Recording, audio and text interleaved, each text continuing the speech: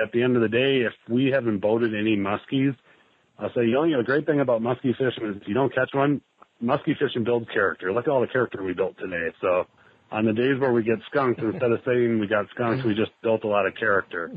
That's a good way to look at it.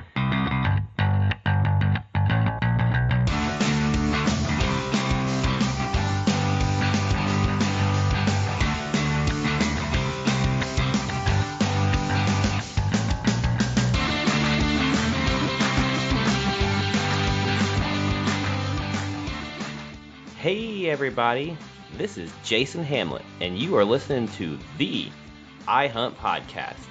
The iHUNT Podcast is dedicated to bringing you guests from all over this great country who share the same passion as you do, the great outdoors, and more precisely, hunting and fishing.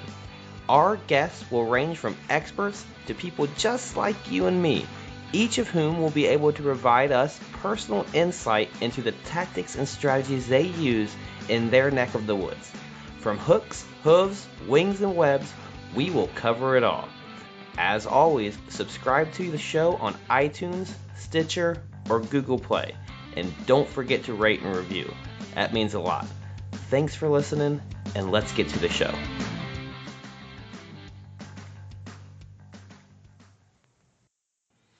Hey everybody, what is up? Thank you for listening to the iHUNT Podcast. This is episode number 011 with Luke Vike. Luke is coming on the show today to chat with us about musky fishing. He is going to take us through a step-by-step guide on how to get started chasing these beasts. If you've never musky fished and you're looking to try your hand at catching some of these fish, then this is the show for you, because Luke goes through and gives us a bunch of great, valuable information. Like I said, we go through the tackle, we go through everything you need to get started, through how to pick out your spot, where you can find them at, times of year to fish. I mean everything. This guy is a wealth of musky knowledge, and I'm excited to have him on. Excited you guys to get a chance to listen to him, and it's a lot of fun. I know you guys will enjoy it. If you have no inclination to do any musky fishing and it doesn't interest you, I advise you to listen, because you never know, Luke may change your mind, because as he says, musky fishing builds character. Before we get into that, I have some business I need to take care of. You guys, a lot of you are out there buying all your essentials that you need for the upcoming deer season. You may be buying your trail cameras, you may be getting some arrows, some scent blocking stuff, new camo, all the necessities you need for deer season. And as well as, we got fishing season going on right now. You may be buying some hooks, buying some fishing tackle, some line, a new rod, whatever it is you need. You can find that stuff right at Amazon.com. And if you already use Amazon.com, that's great. Here's one thing I ask that you need to do. If you can, before you make any purchase on Amazon, use my Amazon portal on my website. That's right.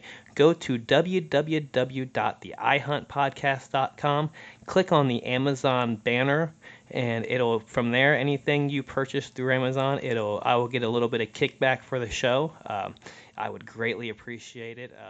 If you don't use Amazon, that's fine too. You can still listen to the show for free. I ain't gonna hound you for money. That's one thing. I will never ask you guys for a dime. I will never charge you for this show. But if you'd like to support the show and you're going to buy something on Amazon anyway, heck, you might as well go to my site first, click on my banner. That's all you got to do. Then you just go through Amazon just like you normally would and make your purchase. It can be anything from hunting, fishing stuff to if you got a new computer you're buying for the house, or heck, even if you buy toilet paper, I'll get a little bit of piece of that too. And I encourage you, if you're one of these people out there who, I know you've all been in a situation where you go to somebody's house, you got to sit down, and you try to do everything you can to not drop a deuce at somebody's house, and you have to. Nature calls, and there's nothing you can do to avoid it. And you go in, you sit down, and you finish up, and you wipe, and they got this one-ply crap toilet paper, and it's like, hey, you could probably buy some really high-quality toilet paper for the same amount of price you're paying for this crap toilet paper at Amazon. So, heck, even if you just go through and now get your toilet paper at Amazon, and I'll get a little bit of cut from that too. So, two birds, one stone. Talk to your friends. Say, hey, get some better toilet paper for me next time. And this show is also brought to you by Audible. Now, if you're listening to this podcast, you're like me, and you like to receive information through your radio. You know, you like to drive down your car and hear getting some great information. And there's no better way to do that than books on tape. And Audible is the #1 provider in books on tape. You know, you can find any type of book out there that you want to listen to. They have it on Audible, and right now they're giving you an opportunity through my link on my website at the iHuntPodcast.com to try it for free for 30 days. So if you're out there and you haven't tried Audible, I encourage you to give them a chance, give them a try. Like I said, you can be driving down the road and learn how to do so much stuff. You can learn about whitetail hunting. You can learn tactics. You can learn. I mean, there's books about everything. You know, give them a shot. Check them out. Like I said, it only helps me out on these two sponsors, guys, if you go to my website first and click either the Amazon link or the Audible link. That's all you got to do. From there, everything's up to you. Even if Audible, if you only use them for a day and you don't like it and you want to cancel it, that's fine. I still make a little bit off of that, and you're still helping the show out. So I appreciate that. We got a lot of good things coming up on the show, a lot of good trips planned. I'm planning a trip out to Wisconsin, and it would be nice if you guys can help me out and use some of my sponsors to get a little bit of cash back to the show to help offset some of those costs and keep giving you guys some great content. Okay, we'll get on with the show. I won't burden you guys anymore. I won't ask you to do anything else except keep sending those stories in so I can share some hunting stories with everybody. And you can send those to the iHuntPodcast at gmail.com. That's it. Enjoy the show. Enjoy Luke.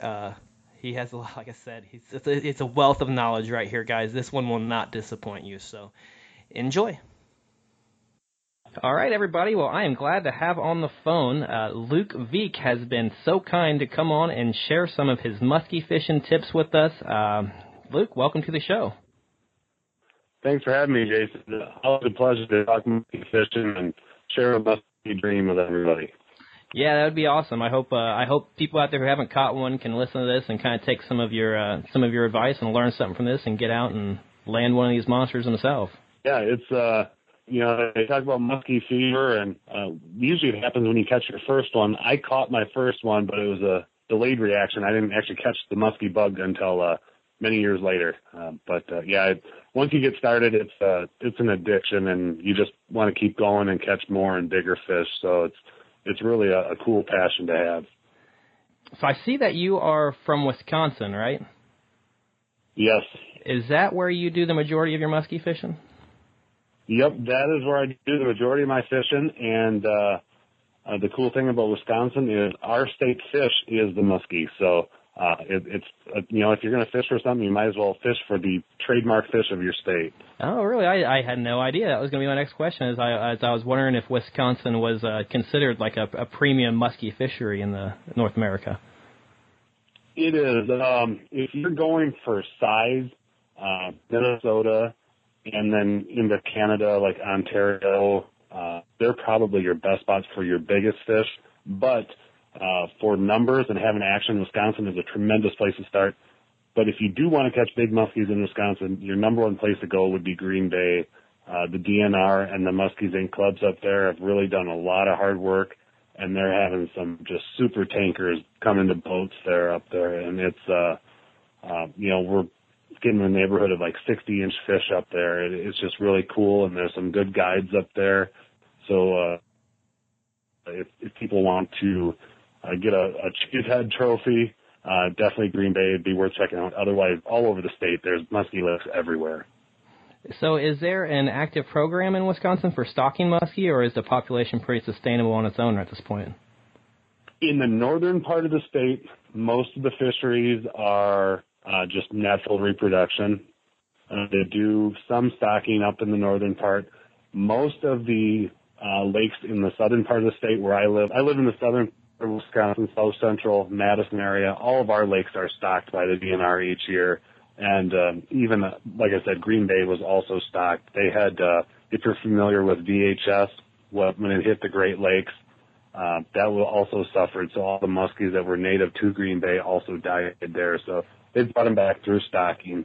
But, yeah, we actually have a cool stocking program. with the local DNR in the Madison area on one of our lakes. And if I can go into that just for a couple minutes, it's really cool. The DNR stocks the native Chippewa strain or Wisconsin strain fish. Those are the muskies with the vertical bars on the side. And what we're also doing is we're doing research, and we've been doing it for 10 years now. We being Untitled Chapter of Muskies, Inc. We're stocking the Leech Lake strain, which is native to Minnesota, and those are the ones that are more silver or a blondish color with, typically they have the black spots on them. And we're stocking those side by side with the native strain fish, and we're putting tags in them they're called pit tags, and they look like just a little aspirin, and they have a microchip in them, and we have scanners. So we scan them when we stock them, and then we give some of our best anglers in the area these scanners in the boat. And when they are catching them throughout the year, every muskie they catch, they scan, and if the fish has a tag, the data pops up on the screen, and they record the length, when it was caught, the date, what lake it was, and then they send that to the DNR, and we have a running database for over 10 years now of all these fish that have been stocked and all the times they've been caught. So it's really, really cool to see these fish thriving. Wow. Is there anything interesting that's coming out of that study that you know of, like how far they're traveling or where they're making their way to? Yeah, there's actually various things that are really cool about it. One is we've had some fish that Madison is actually a chain of 4 or 5 lakes. And we stock all these fish and tag all these fish in Lake Minnow, which is the second furthest north. But these fish are also running all the way down the chain, like 3 lakes down, and maybe even farther into a river where there's nothing stopping them but dams that are miles and miles down. So if they're down there, we have no idea. But, yeah, one fish had traveled over the course of like 2 or 3 miles in 24 hours because it had been caught and then netted by the DNR in consecutive days. So that was kind of interesting. The other thing is the muskies, the Wisconsin muskies typically have a reputation of not growing as long, but having more girth to them, where the Minnesota strain, the spotted ones, the leechers, they're the ones that kind of made Lake Vermilion and Mille Lacs famous about 10 years ago. And those are the fish that are notorious for growing really long, really fast. And so far, our data is kind of showing that. It's still probably too early to make any really conclusive decisions or end results on the study, but right now it's looking like the Minnesota fish are growing just a tad faster than the Wisconsin fish. That's crazy. Now, are these fish able to reproduce with one another? They go through the motions, but there's really no evidence of any successful or significant natural reproduction happening in our local lakes. There is something cool that they do. There's a small lake kind of inside the city of Madison that's connected by a creek to Lake Minnow where we put these fish. And every spring, a lot of these fish are going up the creek and trying to jump the dam into this smaller lake. It's called Lake Wingra. Just like you would, assume like salmon do. You see salmon do that. And it's actually become quite the attraction in the early springtime for people to come stand at the viewing deck at the dam and watch these muskies run and try to jump over this little spillway dam that we have. That is crazy. Is that something they would typically do in the wild, I guess? I mean, is that the typical behavior of a muskie? They do. Muskies usually, a lot of times if there are like feeder creeks or inlets, they'll often run up into those creeks to spawn because muskies did evolve from river fish. They originally were river fish. So I think it's just part of their DNA, part of their instinct to do that. But yeah, that, and I know that they have said, or studies have shown, if muskies are stocked in a certain area, they return to that area to spawn, or at least to attempt to spawn every year. And a lot of these fish are stocked right near a little feeder creek. And some of them were stocked in that little lake too, so they might be going back to their, quote unquote home. Man, that's crazy. That's awesome though. That's a lot of good information there. Yeah, it's just really cool that we have a partnership with the Wisconsin DNR like that, and they allow us to do that sort of thing. And like I said, I mean, we try to stock 500 Minnesota fish each year with tags. And then the Wisconsin DNR, they're putting in close to like 2,000 Wisconsin strain muskies each year, but they tag like usually 1,000 to 1,100 of them, and they're it's just really, really cool to be able to catch a fish and have a tag hit. And, yeah, it's awesome. Yeah, that's one of the reasons kind of I was excited that you said you would come on, because I live down here in Ohio, and they actually have over about the last 12 years, well, since about 2005, they've been starting to do an active program where they're stocking muskies throughout 11 lakes. And they're stocking somewhere around, I believe I read it was like 20,000 muskies throughout the 11 lakes. They're stocking each year. It comes out to about the tune of about 1 fish per acre. And one of those lakes is... That sounds right. One of those lakes is Caesars Creek, which is actually 20 minutes from my house. And they started there in 2005. And like I said, the population's starting to get really nice now, starting to get some whoppers caught out of there. So I'm anticipating on getting out and starting to hit them really hard. When they first started introducing muskies in the lake, we would go out, me, my stepfather, and my brother would go out and try to fish for them. We did it for solid for about 4 or 5 years, each summer trying to get out and fish for them. And here recently my brother just went off to the service. So once he left, it kind of killed that to where we haven't really been out over the last 2 or 3 years hitting it as hard. So he's going to be coming back in about a year. He's actually coming in town on the 14th. He's going to be in town for 2 weeks. So I think we're going to be hitting it hard over the next 2 weeks here. And hopefully you can give me some pointers, and hopefully I can be successful from it.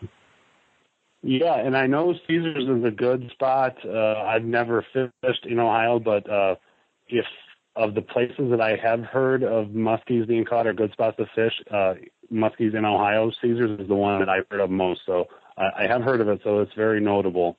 Hey, that's awesome. That's good news. I had no idea that it had the words of Caesars Creek has made its way up north of Wisconsin, those good waters. So that's good. That's good news.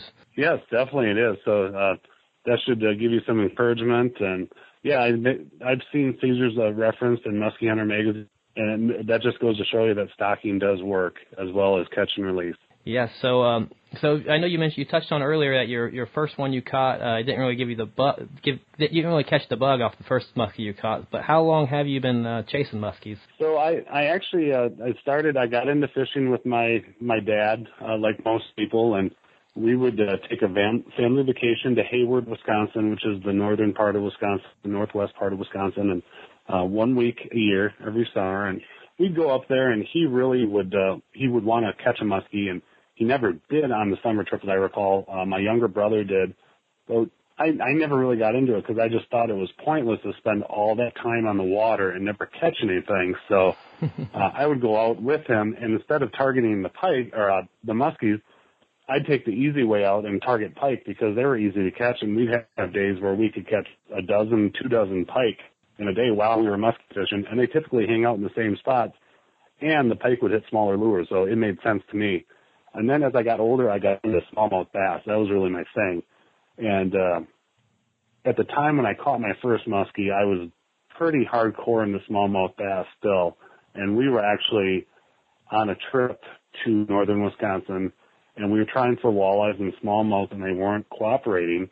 And the guy that I was with was also a muskie fisherman, and we had spoken to locals, and they were having trouble with the walleyes and the smallies, and it'd been really tough recently. And so they wouldn't give us any info, but they said, hey, if you want to go see a muskie or at least try to catch one, here's a couple spots. Just go there, hang out there. But, we're not going to tell you anything on the walleyes because they've been few and far between.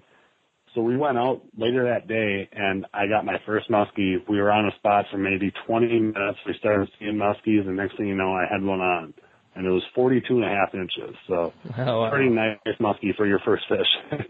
Why? I noticed I see you posting all the time on your Twitter that muskie fishing builds character. What? Kind of explain that a little bit for those who are less informed about muskie fishing. Sure. So I'm always excited to get new people into muskie fishing, and it always kind of started as a running joke because I go out all year, and on a bad year, I might only catch 8 or 9 muskies all year long. And I'll have good years where I'll catch close to 20 or maybe even over 20 muskies a year. And there's anglers out there that do far better than that. And a lot, especially the guys that do it for a living, like the guides, they can get close to 100. But anyway, I go out there, and I always try to introduce new people to the sport.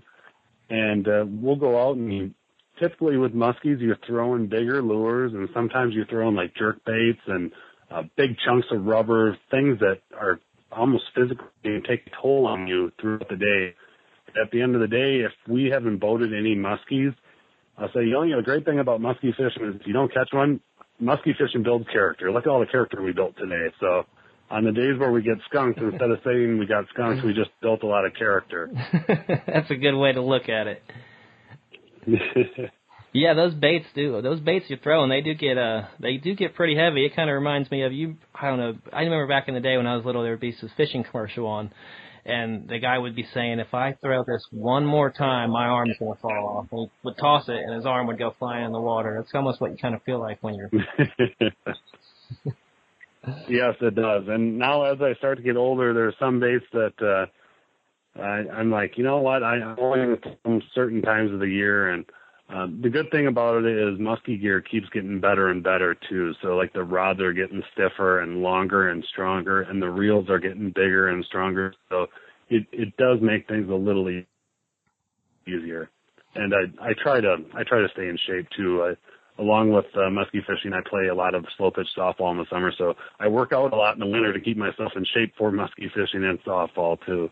Yeah, I saw that on your feed before you out there playing some softball. I'm jealous. I used to play all the time, and then it's like the last year and a half, 2 years, I haven't been out to play, and it's like I saw your feed, and I'm like, I got to get out, and it's a good way to keep in shape without even thinking about keeping in shape. I put on about 10 pounds since I stopped, and my wife's getting on me. I'm like, well, you're the one who told me I don't have time to play softball anymore.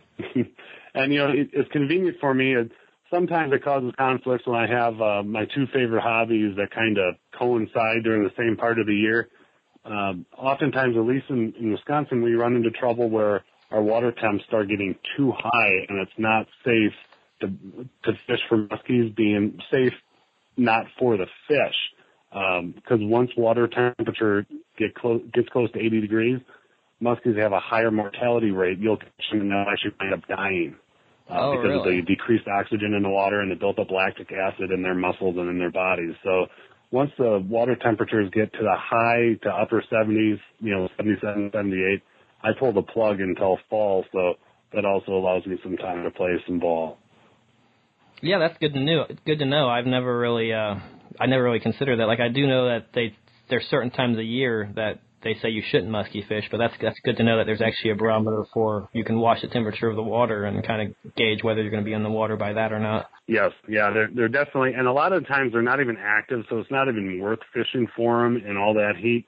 But they're a cold water fish, not as much as pike, but they're still, they're a cousin to pike, so they thrive in colder water, and they just don't do well when the water gets close to 80. Okay, so you started talking about your equipment a little bit, so let's kind of go into that for those that are out there and who have never fished for muskie and they may be considering on taking a stab at it. What are the tackle requirements that one should consider before they ever even get on the water to chase a muskie? Sure. Now, I've gotten way too overboard and way too invested into the sport, but you want to get yourself, modestly, you want to have two rods. You want to have like a good multi-purpose rod, maybe like an 8-foot heavy fast action rod. That'll take care of most of the stuff.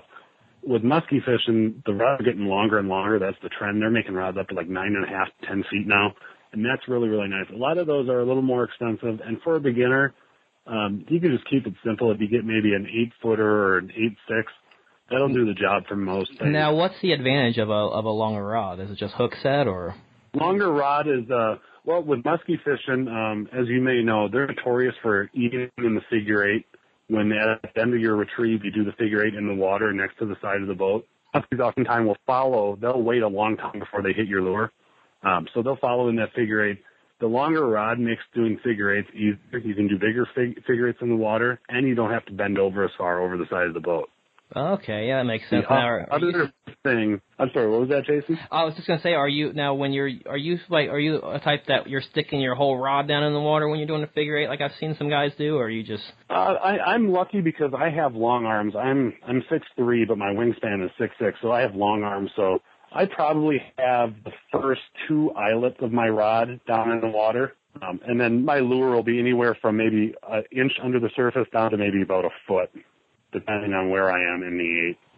Okay, and for those who are listening and don't know, I mean, you're essentially just making a figure eight, right at the boat before you pull your plug out of the water, right? Yes. Yeah, when you're reeling your lure in, when it starts getting to your boat, and say you have 2 feet of line out still from the end of your rod, you're just drawing a great big 8 in the water with your rod tip. And what that does is it mimics a bait fish or whatever the muskie thinks it's trying to eat. It just mimics it, the animal trying to flee. And it often triggers that response, that predator response from the muskie to eat. I've caught, I would say probably 7 or 8 fish on the figure 8. Wow, I bet that's got to be a rush when they hit it right there at the boat like that. It is, especially when they're a good-sized fish. It's a big jolt. Yeah, I bet they about ripped the rod out of your hand. Yes, yeah. And the other advantage of doing that is sometimes if you're fishing stained water, you don't see that fish following because maybe you only have visibility of a few inches. You don't know if there's a muskie under your lure or a couple feet behind it. So you do that 8 every time, and boom, sometimes there's a fish there just out of nowhere, and that really gets the heart rate going. Oh, yeah, I've like I said, I've never caught a muskie yet, but I have had one turn on a plug as I was figure eighting, and, you don't see them at all, then all of a sudden, there they are. I mean, it's just like a bolt of lightning, just you see that fish. Exactly. It's like a bolt of lightning. I know. It almost rivals being up in a tree stand and having that buck in front of you. Like, your heart gets going just like that. I mean, it's... Mm-hmm. Yep. All right, so sticking to gear, let's move on to your reel. I know you said the reels are getting better. Sure. So, and to wrap up with the rod, like I said, you want one for maybe bucktails and topwaters and maybe some of your rubber swim baits. So that 8-foot or 8-6 with the heavy fast action, that's going to take care of that. And then for your jerkbaits and maybe some of your crankbaits, you want something that's a little stiffer and a little shorter. So then you get like a 7.6 or a 7.9, also heavy fast action, maybe even extra heavy. Some a little stiffer backbone that'll help you get good action out of those jerkbaits. So if you have those 2 rods, that'll be a good setup, at least for getting started. And then moving on to the reel, like I said, I'm way too invested. So for some of my bigger baits and the big bucktails that I really want to retrieve quickly, I'm using saltwater reels now. But by no means do you need that, especially to get into musky fishing. Abu Garcia has been in for a long time that makes good reels, and they're priced very, very affordably. So if someone's looking to get into that, that's always a good place to start. I'm not endorsed by any reel makers, but most of my reels are Daiwas. I just like Daiwas. They're easy to work on. They're really tough. I've never had a problem with them. So most of my reels are either Daiwa Lunas or Daiwa Lexa 400s. Okay. And then my bigger reels, even my saltwater reels, are also Daiwas. They're called the model is called the Saltist. And I noticed on the TV show River Monsters, if you're familiar with that show, oftentimes the host of that show is using the Daiwa Saltist. So I thought that was always kind of cool that he was using the same reel I was. Yeah, it is cool. Well, I mean, you're catching river monsters. If they come out of the river, there's no denying that a muskie is a monster. So. Mm-hmm. Did you ever see the episode where he was actually out muskie fishing? I did. I've watched it probably 9 or 10 times. Anytime musky fishing is on TV, I just can't get enough. I'll watch it repeatedly. Oh, Jeremy Wade, he didn't seem like he enjoyed it. That right there, he was going on and on about how I believe they were there for like a week straight and he hadn't even seen a muskie yet. So, I mean, if I was there, I would have been right there saying, musky fishing builds character. Look at all the character we're building. Yeah, I don't think he was used to all that casting and reeling that he had to do. No, because, most of those episodes he does, he'll throw out a chunk of live bait or something and he just lets it sit. And he waits for the bait to get hit. But, I don't think he was used to all that cast and retrieve. Yeah. And on that note, the Daiwa reels, like I said, they're also very, very affordable. You get a really, really good reel from the neighborhood of like $200, maybe 200 to $250, and they hold up well, and they're really, really easy to use, and they're really smooth. Shimano's are also really, really good reels. A lot of my friends use those. Those usually carry a little bit higher price tag, but I know everyone that has them, they love them. So if you have the money and you're willing to invest in that, Shimano's are always really good too. But like I said, I use Daiwas and I'm very happy with it. And I'm married with kids, so I'm on a budget. Yeah, aren't we all? Now, name brands aside, I mean, is there a gear ratio that makes sense for musky fishing over other ones, or that you should be looking at regardless of what brand you're looking at, or? No, most of the companies all use the same 2 or 3 gear ratios. When if you're going to get something for like a bucktail or maybe crankbaits, a high speed would be good. Otherwise, just whatever they often use. It's either 6.1 to 1, or they have like a 5.3 to 1. Those are both good. Some of them now are getting to be upwards of like 8.1 to 1. So those are the really, really high speed ones. But anywhere from 5 to 6 to 1 is fine. The type of line next. What type of line are we using? Pound test and monofilament braided. What do you prefer? The guys that troll, they're still using the monofilament. Nothing has ever. I don't troll. I have some friends that troll, but monofilament is still the way to go for trolling. I cast, and you just cannot beat the super braids now. So the braided lines, I use 80-pound year-round, which works really, really well. I've never had a fish net my line. I've snagged like tree branches and pulled them up from the bottom with the 80-pound. And any of the brands out there are good. I like Tuffline. Tuffline's my favorite, but there's also, the other brands out there, all the notable ones like Power Pro and Spiderwire, they're pretty good too, Cortland. But yeah, I use Tuffline for all my stuff, and I really am happy with that. And so we're tying on the end of that line a leader, I would presume, right? Is there a specific length you like to use, or? Yes, and I almost forgot. I do also sucker fish in the fall. That's my favorite way and most effective way to catch muskies in the fall. And when I'm sucker fishing, I'm actually using anywhere from 100 to 150 pounds. So I'm going a little bit bigger. But again, any of the major companies, Tuffline, Power Pro, Spiderwire, they're all good. Okay, what do you mean by sucker fishing? Leaders, is that just like live bait? Stealth tackle. Yes, that's live bait.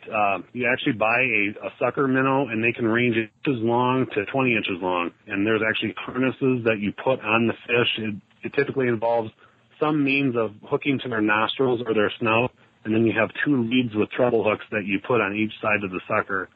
And you just drop them off the side of the boat, and they swim around. And you have to use a reel with a clicker.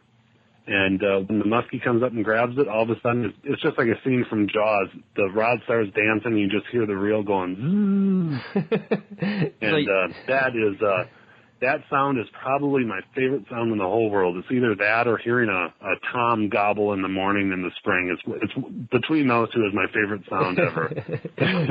Yeah. So you're essentially wrapping a harness around these suckers and it's making it almost like it's a lure itself. Yeah, that's exactly what you're doing. You're putting that, heavy-duty 150-pound line. You're tying that to the sucker rig, which is usually about 170-pound, like 7-strand wire or some sort of metal wire. And yeah, they're rigged up in there, and they're just swimming around doing their thing, waiting to get hit. That's awesome. That sounds like a lot of fun. It is. It's really fun. But in the fall, the feeding windows are very, very small. This time of year, even to late summer, you can get muskies going. Like if they're going, they might be going for an hour or 2 hours sometimes if you're on a really active lake.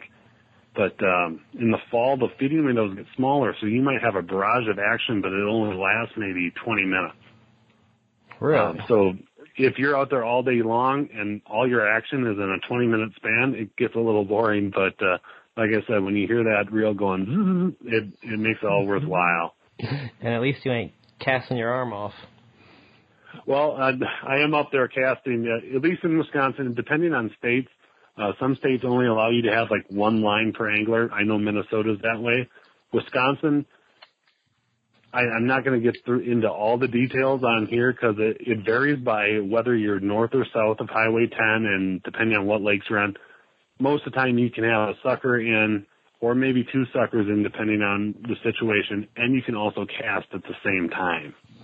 So, in those situations, I'm usually casting a jerkbait or maybe a big chunk of rubber, and you bring them in nice and slow with the cool water, and that's a good way to fill the time in between sucker strikes. I don't think you touched on your leader. I did not. I could talk about sucker fishing, and I don't want to shut up. Leaders, Stealth Tackle is by far the best. They don't sponsor me. They sponsor actually the really, really big names, but there's a reason why everybody talks about Stealth Tackle. They're just the best, whether it be fluorocarbon leaders or the wire leaders or the 7-strand piano wire leaders. Stealth is the best. They have really strong snaps, and you're spending $20 on a lure, or maybe even more, $30, $40 on a musky lure, and you've got the nice rod and reel, and you've spent $25 on a spool of line. Why skimp on the leader that's connecting everything together? You're only as strong as your weakest link, so go out and get a good stealth leader. For bucktails, topwaters, you can use the fluorocarbon. Some people use fluorocarbon for everything. I like to use the fluorocarbon specifically just for maybe topwaters and the bucktails, and maybe some rubber swim baits, but the other applications, I'm using a wire leader for jerkbaits, and then maybe a 7-strand wire for my crankbaits, and maybe some of my big rubber or swim baits. All right, well, let's kind of go into that. Why are you using what advantages does fluorocarbon give you with the topwater and the Fluorocarbon disappears under the wall. It also it just makes the lure look more real. You don't see that big chunk of wire going to the lure, and it also, I think the fluorocarbon transmits more vibration up the line to your rod, where you can feel what's going on. You can feel if your blades are spinning or if you're fouled up, something like that. And it makes for a better presentation with the lure. With jerkbaits, you need a stiff leader because you're tugging on them and they're diving down, or they're going side to side. So you want a stiff piece of metal there to give them the true action, where if you have fluorocarbon or just a 7-strand wire, they're limp and flimsy, they're not stiff, and you're not going to get the right action out of them. Probably also risk getting your hooks tangled up in that when you're jerking kind of stuff, right? That's the other thing. You run the risk of them following up. So with the jerkbaits, you want something stiff because it stays away from the hooks, where with like bucktails and topwaters, you usually don't have to worry about that. All right, that makes a lot of sense. The next thing I have on here is nets. Is there what kind of net you're going to need if you're going to go out hunting muskie? The biggest net you can afford. Again, any of the big companies out there, they all do a good job. I know I have a Frabill. There's Frabills. There's Beckmans. Stowaways are kind of nice if you have a smaller boat. Those nets actually fold up and they kind of take up less space in your boat. But yeah, the biggest net you can afford. My wife, on our 1-year anniversary, she went out and bought me a great big Frabill musky net, so that was one of the coolest anniversary gifts I ever got from her. So I'm really happy with that. Anything, any knotless basket, which is going to be friendlier on the fish, something nice and big, so when you do catch a muskie, you can leave it hanging over the side of the boat, and you kind of use it as like a live well on the side of the boat, so you reach down there, work on unhooking the fish while the fish is in the water, so it's not getting stressed out. It's still breathing. It's still comfortable. It's really nice. Okay, so you're using just the standard, like the hoop type scoop nets, not really messing with the cradle nets at all? Right, yeah. The cradle nets are dangerous because it's harder to get the fish in there, and then when guys are leaning over, a lot of times they're bringing the muskies in when they're still too green, and you're leaning over trying to get it, and here's a muskie with these big hooks hanging out of its mouth, and it starts thrashing. It's just a recipe for disaster. I guess going along with nets, what else you need is I didn't even think about this till just now, you need a good net man too, don't you? Yes, and those are hard to come by sometimes. I'm actually probably a better net man than a muskie fisherman. Most people who hook a muskie in my boat, they get in the boat because I've only screwed up maybe 1 or 2 net jobs in my entire life. But the nice thing with the nets that are made for muskie fishing, not only do they have the big hoop and the big bag, they also usually have nice, long, strong handles, so it makes it really easy to net those fish as well. Okay, so those are all key features to look for your muskie fishing. Mm-hmm. All right, so now it sounds like we got about everything we need, right? I mean, am I missing anything? No, we got the rod and reel, we got the line, we got the stealth leaders, so, yeah, we're all set there. And then you just got to get yourself some lures. Yeah, we're going to get into that next. But first, I want to kind of go into what's the best time of year to target a muskie to increase your odds. Like, when is there an ideal water temperature, or? They are most comfortable, and again, this comes through research, through various DNR and just studies. They say the muskies are most comfortable between 67 degrees to 72 degrees. Okay. So if you find that water temperature, you're typically going to find some muskies. The time of year is very, very subjective. Every fisherman has their own opinion. Fall is my favorite time. A lot of times guys like summer because that's when they're out using the topwaters and burning the bucktails. Most of the time you can get people to agree that spring is the most challenging. Summer can also be challenging too. At least in my experience, spring has either been feast or famine. I've had years where I've caught 6 or 7 muskies in the spring, or I've had years like this year where I have yet to catch one in the spring. We've had muskies in our boat, but I haven't been fortunate enough to be the one reeling them in. I've been being the net man. Summertime, yeah. Moving on to summer, like I said, that's when you get the guys out there throwing the bucktails, throwing the topwaters, and that's the easiest way to catch them. And if you get on a hot bite, usually whether it be full moon or new moon, you can catch some fish. And then those are also the times where if you're out there and you're not catching muskies, you're often reeling in a dozen or 2 pike or even largemouth bass. All right, so you're actually paying attention to the moon, too. I haven't even considered that here on my notes. I didn't even think about the moon phases. Yes, and moon, talking to fishermen, musky fishermen, at least in my experience, seem to be more keyed in to the moon phases and what's happening than any other type of fisherman. Every magazine nowadays, at least fishing magazine that I've seen, they post the solar lunar tables, but Musky Hunter magazine dedicates a whole page to it to really accentuate it.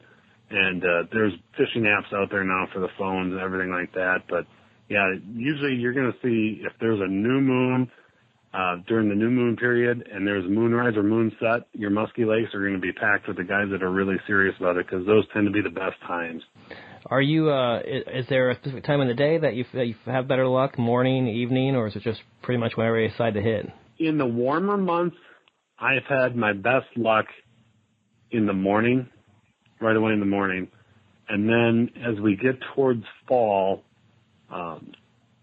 sometimes morning's good, but usually the evening seems to be really hot for me. But really, more than time of day, I'm looking at like the moon. Again, moonrise or moonset. If you're looking at a magazine or a website or you have an app on your phone, look at moonrise, moonset, sunrise, sunset. Those are going to be the 4 times that are really going to influence a muskie's mood and muskie's appetite. And then weather conditions. Is there specific weather conditions you're looking for where that's going to increase your odds? That is the funny thing.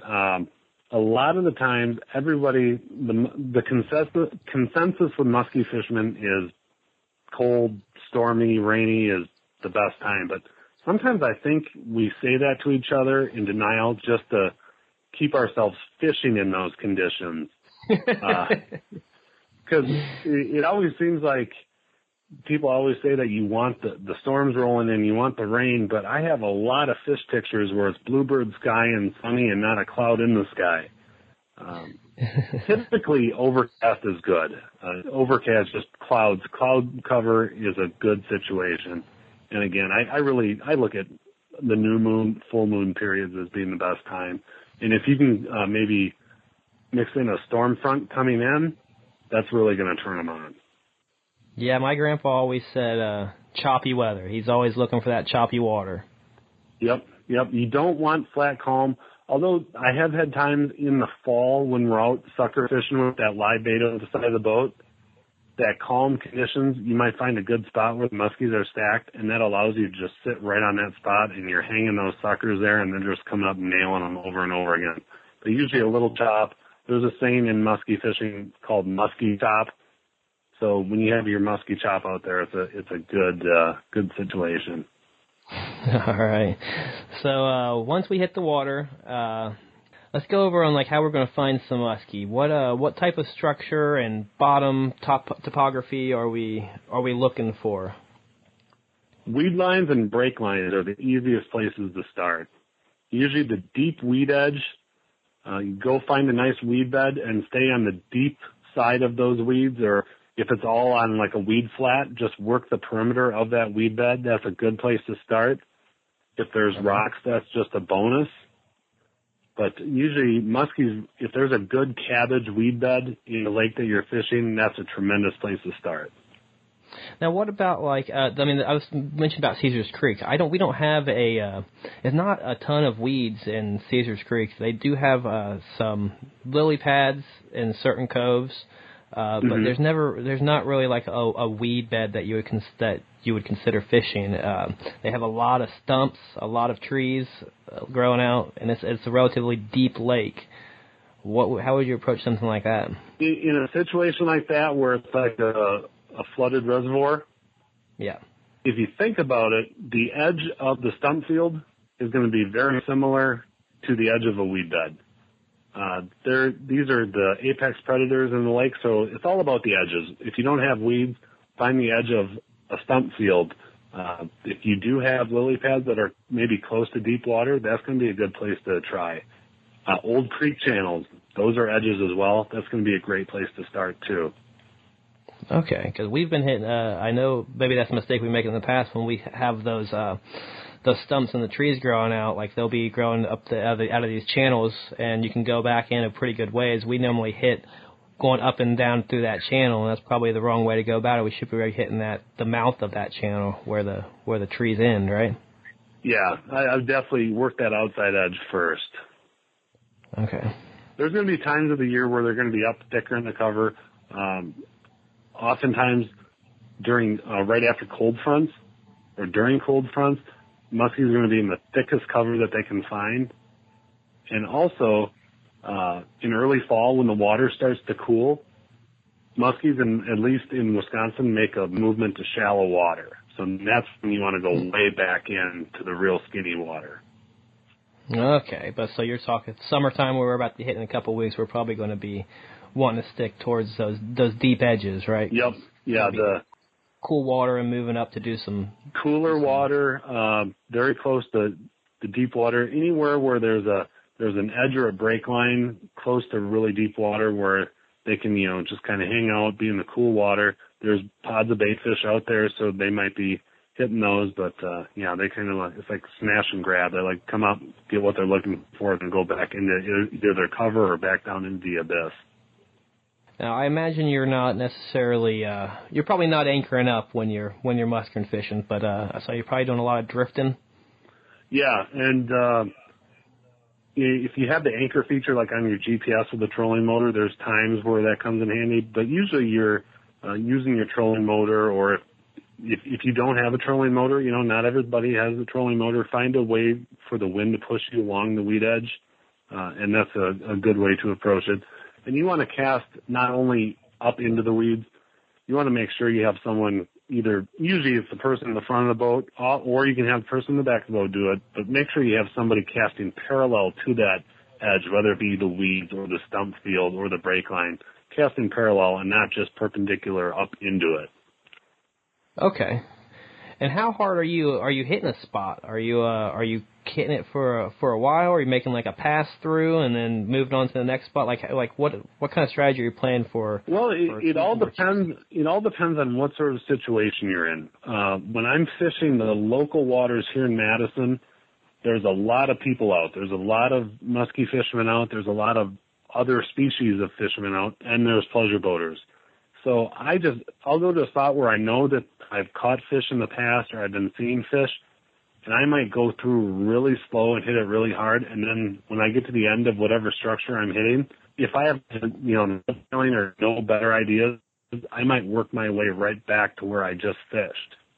So I might hit the spot. It's where if I'm in northern Wisconsin, the Hayward area, which is my favorite place to fish, oftentimes I'm up there and it's a lot less crowded, and we'll have days where we're the only boat on the lake, or maybe there's only a handful of boats on the lake. We'll hit one spot where we've seen fish or caught fish before. If we don't raise anything, we're jumping to a new spot trying to find a pattern. I think most of the time, the less people on the lake, the more spots you hit. Where if it's crowded, you're just going to have to go to your good spots and give them more time. Okay, because one of the strategies that my my dad always played was we were constantly moving the boat. We weren't really like hitting specific areas hard. It was more, his theory was if there was one here, he would have hit by now. Yep. Yeah, and there's, at least in my opinion, there's no really right or wrong answer. It's just whatever works for you. Like I said, I have two different approaches depending on whether I'm in northern Wisconsin where it's less people or down in the southern part of the state where there's more people.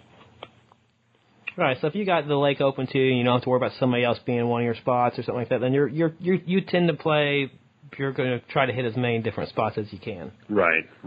And again, the other thing, I touched upon it briefly earlier. In the fall, the feeding windows are smaller, so that might pay off to go to spots that have produced for you in the past and give them more time and be more thorough. Where in the warmer months where feeding windows are bigger, you can jump around and take that attitude of, if there was one here, he would have hit or he would have showed himself by now. And keep jumping around until you find some active fish or maybe get a pattern figured out. All right, that makes a lot of sense. So I guess that kind of answers that on how we're picking our spot. We got our tackle, we got everything to go. So now we're confident that we're in a spot that holds some muskie. So let's talk about how we're going to get one on. What type of lures do you tend to lean on the most? More muskies have been caught on bucktails than any other lure, so you're going to have at least, I would say, 5 or 6 good bucktails in various sizes and colors, because that's going to be the good way to start, best way to kind of get your feet wet on fishing. My favorites are Sasquatch Lures. He makes really, really nice lures, really good quality, and really low-priced lures. So I have a lot of Sasquatches. Musky Mayhem is probably the biggest name in musky fishing right now, or one of them.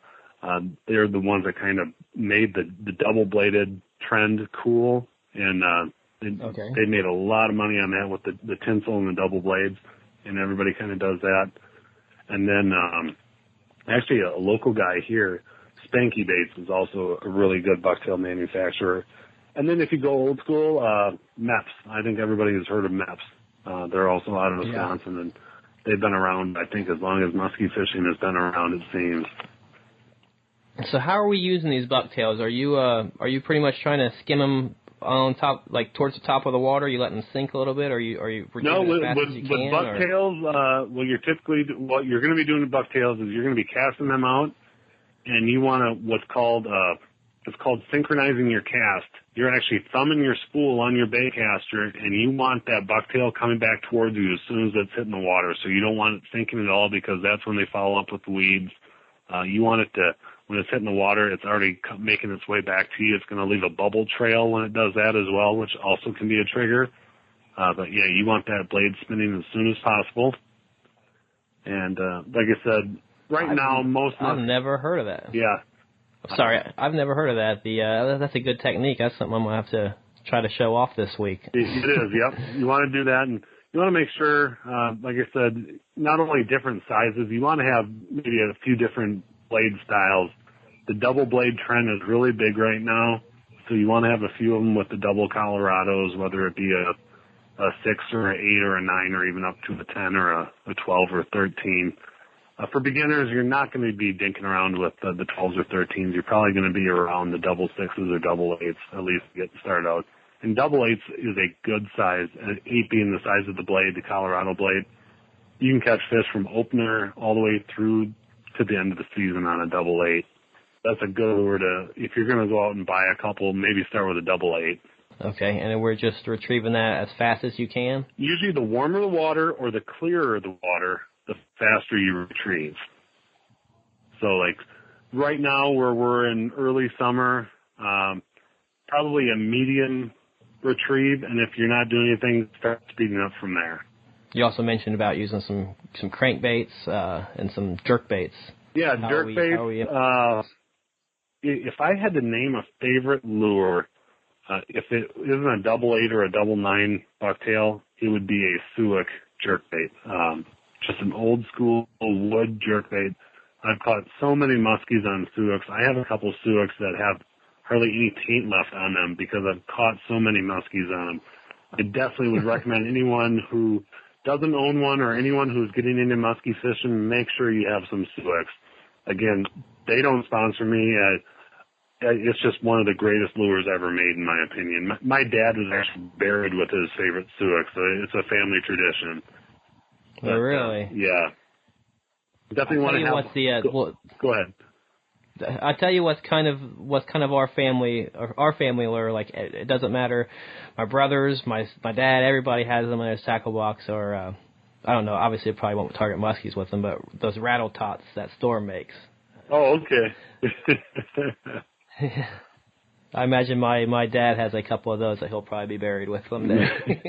Well, you find something and you stick with what works, and it becomes a love affair. Yeah, with the jerkbaits, you get a couple Suics, and those are also lures that are good year-round, and those are what are considered dive and rise jerkbaits.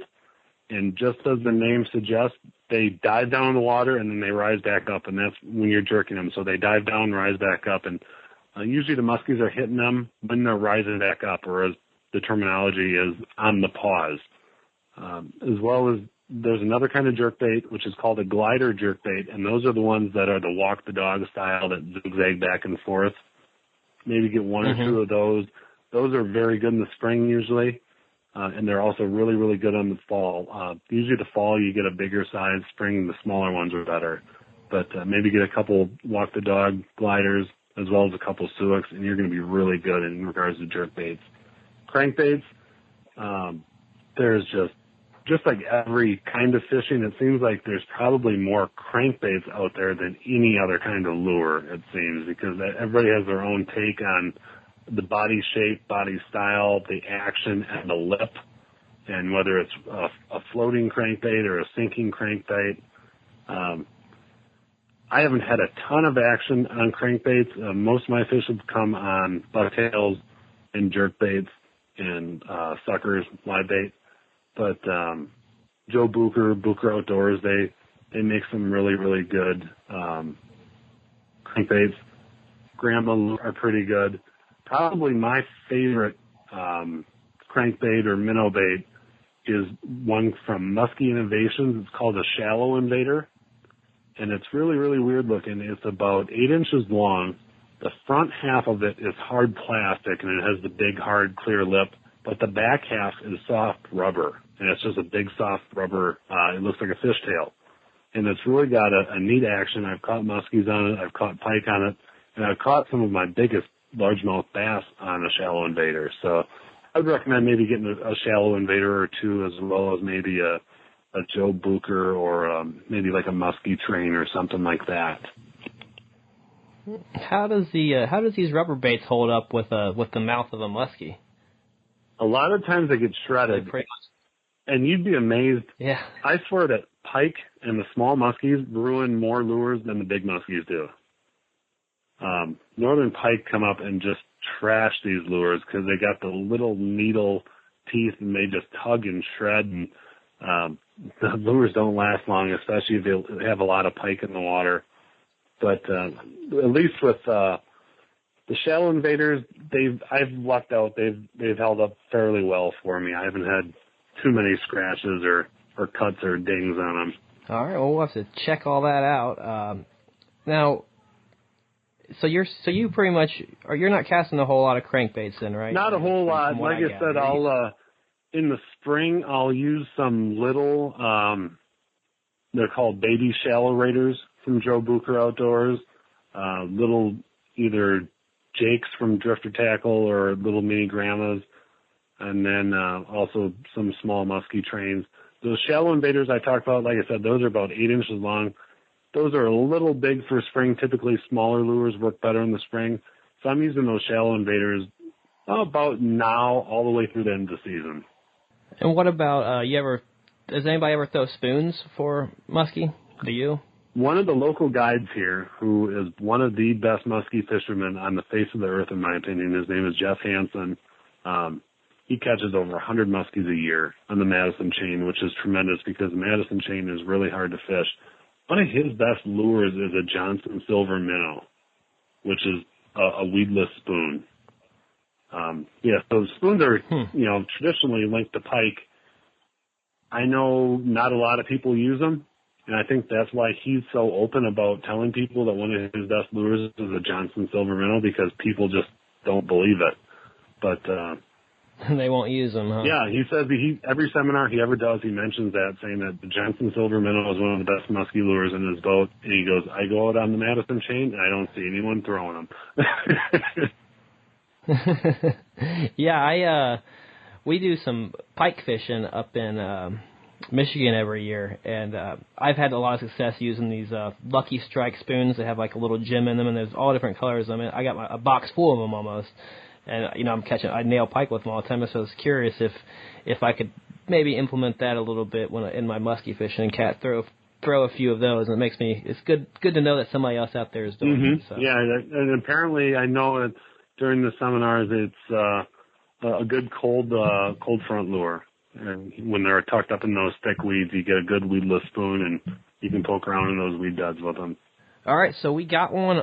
So let's say we get a musky on from by taking your advice. What do we need to know about landing that musky and for proper handling to ensure a safe release of it? Sure. Well, the first thing when you're fighting him, you want to make sure you keep your rod tip high. The only time you don't want your rod tip high is if the musky is on the surface. Then you want your rod tip down in the water. You want to get the musky back down below the water. So you bring him in, you get him in the net. You want to have some sort of release glove because their gill rakers are really, really sharp and they can scrape you up pretty bad.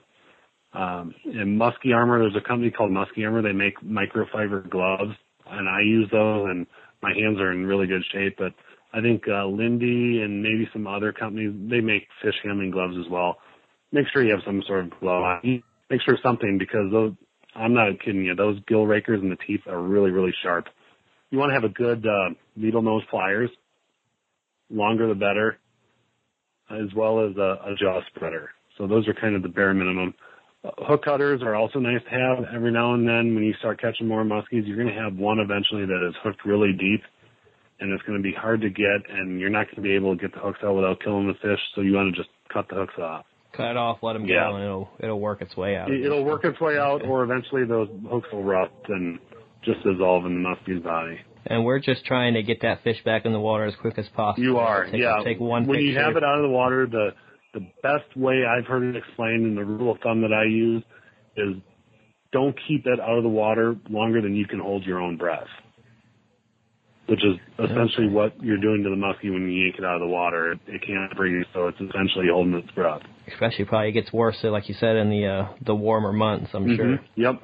Yeah, and when the water temps are in the mid-70s, upper 70s, like I said, you really shouldn't fish for them. And if you do happen to catch one, make it a really quick release. Now, is anybody out there eating muskie at all that you know of? I know usually it seems to be older people. It's just kind of an older thing that they did back in the day. I don't know anyone now that really eats them. They say it's really high level of mercury, even higher than pike. So there's really no good reason to eat them. And I actually have a fish allergy, which is probably another reason why I'm a musky fisherman. I cannot eat fish. So, but all my friends that eat fish, they say it's not even worth eating them. The ones that have tried it. Yeah, I wouldn't think so. My grandpa I know probably used to, back when he used to go up to Canada and fish. But of course, you hear him talk, and they would catch a muskie every cast. It seemed like. Yeah, and sometimes when you hear people talk about back in the day, it seems like they ate everything. Yeah. He would talk about catching a muskie every cast. You couldn't keep him off your pole, and then the Indians came on in and ruined all the fishing. I watched too many westerns or something. He just likes to blame stuff on the Indians for something. Yeah, that seems to be a trend too. That's northern Wisconsin. If guys are having trouble fishing, they always seem to they have some reason to blame why they're not catching them, instead of just saying that maybe they're not trying the right approach or they're not that good of fishermen. But I do know that there are some action lakes in Wisconsin where you can have multiple fish days. The best day that we've ever had on the water, we had 7 muskies in one day in my boat, and that was in the fall, sucker fishing. So that was a lot of fun. 7? 7 muskies, yes. and the biggest one was 42.5. Oh my God, that would have to be a fun day. Right? It was a lot of fun, and it was just a calm. I know we talked about the conditions earlier in the cast here. It was a calm day, just a little breeze here and there, just overcast gray, kind of gloomy day. Not real bright, not real dark, just like a typical gloomy day. And, it was about 40 degrees, and they were just snapping that day. I believe it was new moon. It was like the day after new moon, and they were just snapping. And we were catching them on both suckers and on suics. That's awesome. You ever get a muskie mounted, or you just... My first one that I caught, that 42.5, back in the day when I was... we were taking that break from walleye and smallmouth fishing. I did keep that one. Every other one I've ever caught has been released. And when I do, hopefully I catch a 50-inch or something bigger than 50, I'll get a reproduction made. Yeah, you just take the picture. They just take your picture of the fish. The technology is tremendous now. You take a picture, you take some good measurements, both of the length and the girth. And I know that some of the guys, if you measure their head, they can really make a really exact reproduction of it. But yeah, good measurements, length and girth, and some good high quality pictures, which is very common now with the technology we have in phones and digital cameras. They can make a fiberglass reproduction that looks just like the fish you caught. All right, well, perfect. We are actually just ran over an hour right now into this podcast, so we're going to kind of go ahead and start wrapping up. Is there any last bit of advice that you want to give out to somebody who's out there just thinking about going out and trying some muskie fishing? Best way to get into muskie fishing is just to educate yourself on it, read up, contact your local Muskies Inc. Chapter. If there isn't one in your area, go to their website. There's a lot of really good resources online through Muskies Inc. and the various other publications like Muskie Hunter and InFisherman, things like that. Just read up. There's a lot of good stuff online, a lot of fun things on YouTube and the message boards. So just any information you get is good information, and hit up your local DNR. They work for you. Your tax dollars pay their salary, and they're more than happy to give you unbiased information on muskie where they can be found. Yeah, and if you haven't got out and tried muskie fishing, I strongly recommend you do, because, I mean, it is a monster of a fish. I would say it's probably the most badass freshwater fish in Northern America. I don't think there's anything that would even compare to it. Do you? I don't think anything compares to it. I mean, they're nicknamed lake sharks for a reason, because that's essentially what they are. They're lake sharks. Yeah, I mean, they're a barracuda. They're a freshwater barracuda. Yep, they even look like barracudas. They do. I mean, you can't look at that fish and look at a barracuda and say that they're not somehow related. I'm not a biologist. I don't know the DNA and the genes, but there's some kind of a spread in the DNA strand where they got to be related to something. I totally agree with you there. All right. I do want to thank you so much for coming on the show and sharing this knowledge. I believe that the information you gave us is going to help out a lot of people. I think it's definitely going to help me out. I'm going to take and put to use a lot of the things you shared with us today. And I encourage anybody out there, if you do decide to go out and do some musky fishing, and you from this podcast, and you do have some success from some information Luke shared with us, then let's go ahead and give him a shout out on Twitter and share your picture with him. I'm sure he'd love to see it and say thanks to him. You can follow him on Twitter at Olhosvike, OLHOSSV. Yep, at Olhosvike on Twitter. Yeah, hit me up. Oh, see, I said it wrong again. You said I would. Beak. My bad. And yeah, well, I guess you don't have any sponsors or anything, so you have nothing to plug. So just follow you on Twitter, and like I said, thanks again, man. I really do appreciate you coming on. No problem. Thanks for having me, and hopefully we can do it again. Yeah, I'll be sending you a picture in about a week and a half when I land that. I look forward to it. All right, man. All right, take care, Jason. All right, everybody, that's it. That's the show. Thanks for listening. Thanks to Mr. Luke Vike for coming on. Man, I keep saying that. I can't. You see the way something's spelled, Vike, Vike is how his last name is spelled. I just can't keep from calling him Luke Vike. I'm sure I've said it a few times in this episode, but it's Luke Vike. Thank you, Luke Vike, for coming on the show today. We learned an awful lot, and I'm confident you increased these guys' odds out there to catching some fish, and I know I got a lot of information, and I'm going to be using this in the next couple of weeks to hopefully get out and catch me one of those big old muskies. So once again, thank you guys for listening. I appreciate it so much. I love you guys. If you can, just like I said, if you're buying something on Amazon, follow my link at the iHuntpodcast.com. That helps the show out a lot. I get a little bit of commission for everything that's purchased through that link, and also I get a little cut of anybody who signs up for Audible for their 30-day free trial through my website. Also, that you can also find at www.theihuntpodcast.com. Click on the Audible banner and get you guys some free listening to some free books for 30 days, and from there, go ahead and I don't care what you do, cancel, renew, whatever you want to do. But that's it. I appreciate it. You guys have a great week. We have actually, this is going to be a doubler week. There's 2 episodes being released this week. I'm actually getting back to hop off here and chat with Mr. Don Pratt about about processing wild game and about how to elevate our wild game cooking. So be on the lookout for that in the next few days. And thanks, guys. Have a good one.